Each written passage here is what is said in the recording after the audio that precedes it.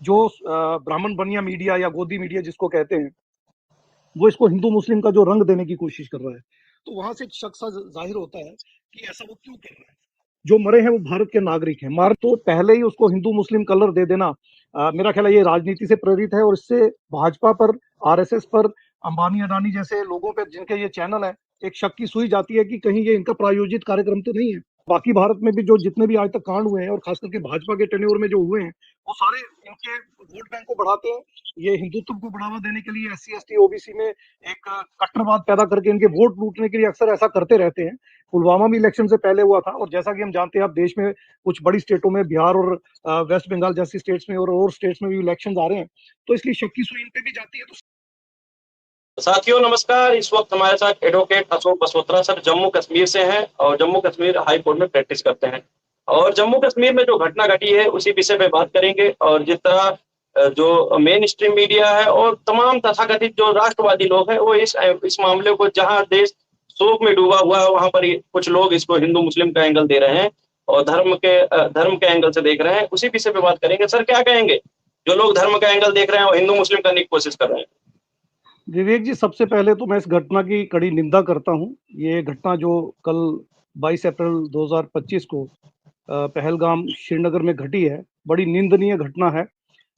कश्मीर के हालात कुछ हद तक नॉर्मल लग रहे थे और बहुत सारे लोग वहां गए हुए थे, और इस घटना से ये भी पता चला कुछ न्यूली मैरिड कपल्स थे वहां पे, और भी बहुत सारे बच्चे, बूढ़े, जवान सब थे।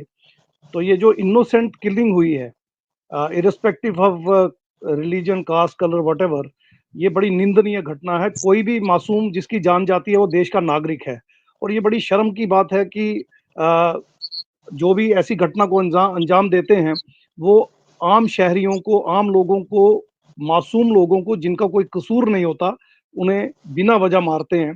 तो ये बड़ी शर्मनाक घटना है, बड़ी निंदनीय घटना है। मैं वैसे ही आज महसूस कर रहा हूँ जैसे 2002 में गोधरा में मुस्लिम मैसेकर और रेप्स हुए थे, तब भी ऐसा ही लगा था कि देश के नागरिकों को मारा जा रहा है, काटा जा रहा है।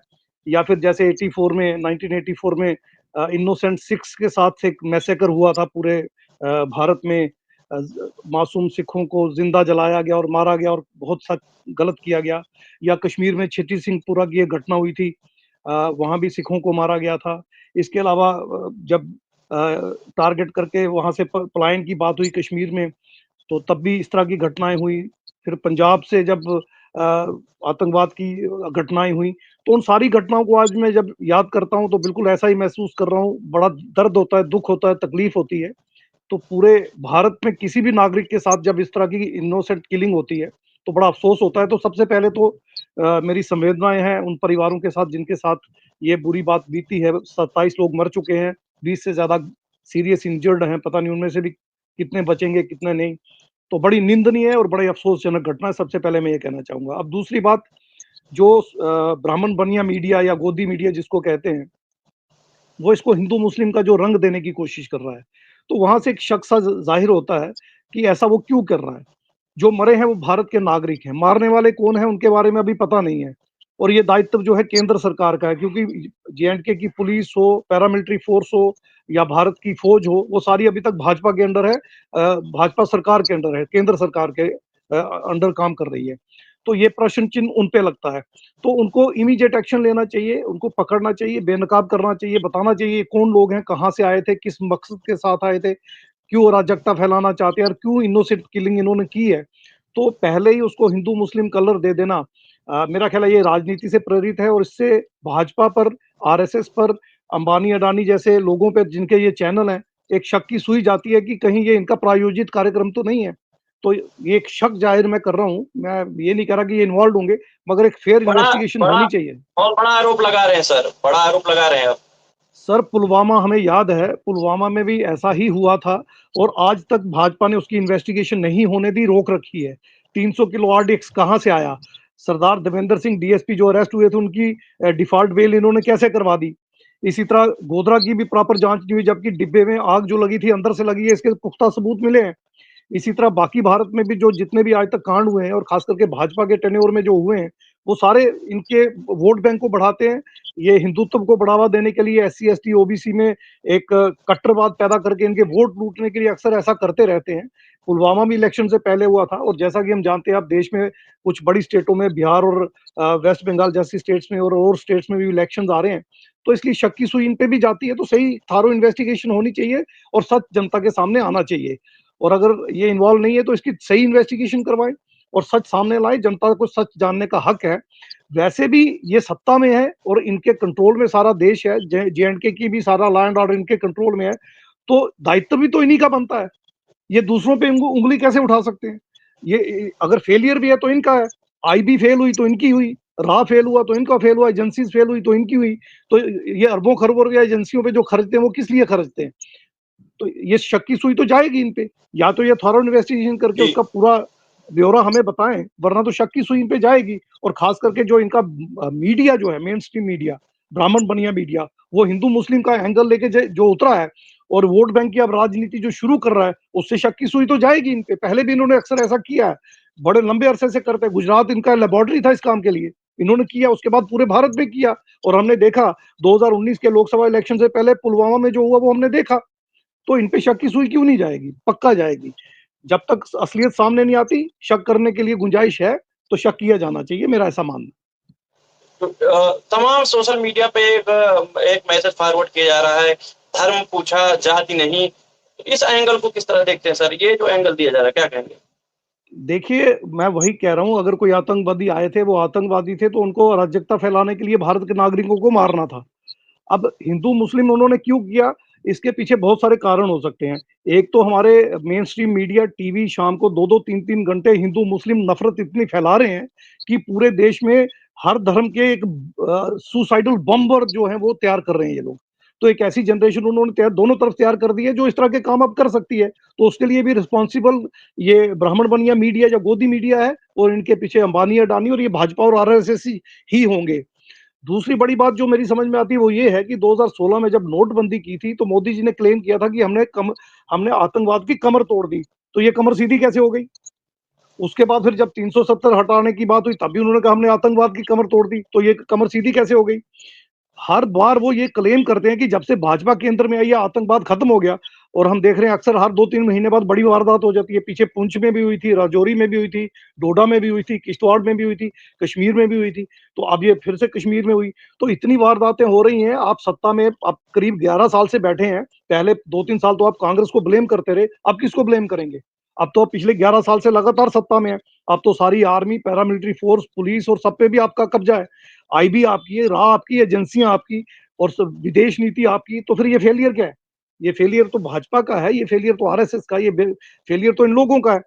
इसलिए इनको इसकी जिम्मेवारी पहले लेनी चाहिए। और मजे की बात देखिए, जब गृह मंत्री अमित शाह जी कश्मीर में जाते हैं, तो श्रद्धांजलि देने के लिए इस हालात में, जब पूरा देश गम में डूबा हुआ है, शोक में डूबा हुआ है, सबकी संवेदनाएं मृत लोगों के परिवार के साथ हैं, जो इंजर्ड हैं उनके परिवार के साथ हैं, सारा देश उनसे सिंपैथी जता रहा है।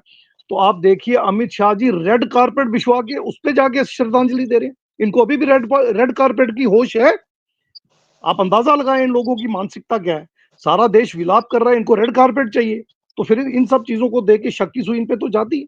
ये बताएं क्यों ये इस तरह की हरकतें कर रहे हैं? ये देश में शोक जब देश मना रहा है तो उनके साथ क्यों नहीं खड़े? ये रेड कारपेट क्यों मांग रहे हैं? तो ये सारी आपने चीजें और आपने अभी एक अहम पुलवामा। मुद्दा उठाया जी। हाँ, आपने अभी एक बात का जिक्र किया, क्या लगता है सर, कहीं ना कहीं जो काफी अरसे से जो हिंदू मुस्लिम का एक मामला चलते आ रहा है, एक कम्युनिटी की तरफ जिस तरह घृणा पैदा किया जा रहा है, कहीं ना कहीं आपको नहीं लगता उस मामले को लेकर भी ऐसी तमाम घटनाएं हो सकती हैं आने वाले समय में या हो रही हैं? विवेक जी, जब अमीर गरीब को लूटता है तो उसे बिजनेस कहते हैं, और जब गरीब रिटेलिएट करता है तो उसे टेररिज्म कहते हैं। हिंदू मुस्लिम की ये भावना और ये घृणा और ये नफरत 24 घंटे इनके चैनल, इनकी अखबारें, इनके सोशल मीडिया सेल, इनके सोशल मीडिया एक्टिविस्ट 24 घंटे पूरे देश में, पूरे विश्व में फैला रहे हैं। ये जहर जो है, ये आरएसएस, हिंदुत्ववादी संगठन, भाजपा, इनके मीडिया, इनके main stream media, social media 24 घंटे फैला रहे हैं। हमारे घरों में इन्होंने हमारी औरतों को, बच्चियों को, बच्चों को आतंकवादी बनाने का एक बीड़ा उठा रखा है। हिंदू और मुस्लिम में बांटना, नफरत पैदा करना, काटना। तो ये जो फसल इन्होंने बोई है, इसको कौन काटेगा? हमारा देश ही तो काटेगा, हम ही तो भुगतेंगे इसको। आपको याद होगा 1984 में इनोसेंट सिखों का मैसेकर हुआ था, बिल्कुल ऐसे ही हालात लग रहे थे हमें। 2002 की अगर बात करें, गोधरा कांड में ये साबित हो चुका है कि डिब्बे में कार सेवक जिस डिब्बे में थे, आग अंदर से लगाई गई थी और ब्लेम मुस्लिम्स को किया गया और हजारों मुस्लिम्स को मारा गया, काटा गया, महिलाओं का बलात्कार हुआ, छोटे छोटे बच्चों को मारा गया। तो तब भी ऐसे ही हालात थे, पुलवामा के टाइम भी ऐसे ही हालात थे। तो ये सारी चीजें जो हो रही हैं, इसके पीछे कहीं ना कहीं आप देखिए आरएसएस और भाजपा आपको नजर आएगी। तो इन सब चीजों को देख के शक तो जाता है इन लोगों पे। लिहाजा ये जो नफरत इन्होंने फैलाई है, इस नफरत को कौन भुगतेगा? ये तो पता नहीं कब झोला उठा के चल देंगे, मगर ये देश अगले कई सालों तक इस नफरत का खामियाजा भुगतेगा।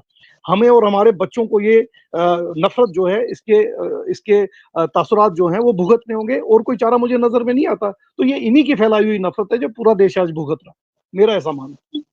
जी, तो साथियों सर ने जो बातें कही उस पर आपका क्या राय है कमेंट बॉक्स में ज़रूर दीजिए। जिस तरह की घटना घटी पूरा देश शोक में डूबा हुआ है, लेकिन तमाम लोग इसको हिंदू मुस्लिम का एंगल दे रहे हैं। तो साथियों वक़्त बारी सबकी आएगी, लेकिन सजग होने की ज़रूरत है। एक शिक्षा जी, विवेक जी, एक छोटा सा मैसेज मैं आपके चैनल के माध्यम से पूरे भारत के लोगों को और खास करके मूल निवासी बहुजनों को देना चाहूंगा। एससी, एसटी, ओबीसी और इनसे कन्वर्टेड मुस्लिम, सिख और क्रिश्चियन, क्योंकि 98% मुस्लिम, सिख और क्रिश्चियन एससी, एसटी, ओबीसी से ही कन्वर्टेड है। तो 94 टू 95% पॉपुलेशन भारत की मूल निवासी बहुजनों की है। ये एक ही ब्लड है, एक ही डीएनए है, एक ही परिवार है। तो इनसे मैं ये निवेदन करना चाहूंगा, इन मनुवादियों की, ब्राह्मणवादियों की इस काटो और बांटो की नीति भी को समझें, इनकी बातों में ना आए, हिंदू मुस्लिम वाली इस नफरत में इन्वॉल्व ना हो। हम सब नागरिक हैं, भारत के नागरिक हैं, एक दूसरे को प्यार मोहब्बत से हम रहें। ये बुद्ध का देश है, बुद्ध ने मानवता का संदेश हमें दिया है, प्यार और भाईचारे का संदेश दिया है। नफरत से नफरत खत्म नहीं हो सकती, प्यार से इसे खत्म किया जा सकता है। तो आपस में भाईचारा बनाए रखें, एक दूसरे को बचाएं। जैसे कश्मीर में भी बहुत सारे मुस्लिम्स ने वहां पे नॉन मुस्लिम्स को बचाया है, और इसी तरह सिख राइट्स में बहुत सारे सिखों को नॉन सिखों ने बचाया था। इसी तरह गोधरा में भी बहुत सारे नॉन मुस्लिम्स को मुस्लिम्स को नॉन मुस्लिम्स ने बचाया था। तो कृपया सौहार्द कायम रखें, भाईचारा कायम रखें, फ्रेटर्निटी कायम रखें। मेरा ये रिक्वेस्ट है, हाथ जोड़ के विनती है, अपने आप को बचाएं, इस देश को बचाएं, इन नफरती लोगों से अपने आप को सुरक्षित रखें, ताकि इस तरह की वारदातें आगे ना हो। जिन बच्चों में ये बीज डल गए हैं उनको भी समझाएं और उनको भी इस नफरत से बाहर निकालें। ये मेरी बड़ी विनम्र सबसे बेनती रहेगी। कृपया सब तक मेरी ये बात पहुंचाएं। तो साथियों सर ने जो बातें कही उस पर आप लोग अमल करेंगे, ऐसी अपेक्षा है। तो साथियों तब तक के लिए बने रहे वजन टिप करते हैं। वीडियो अच्छा लगा तो वीडियो को लाइक करें, चैनल सब्सक्राइब नहीं करें चैनल सब्सक्राइब करें। बहुत बहुत धन्यवाद।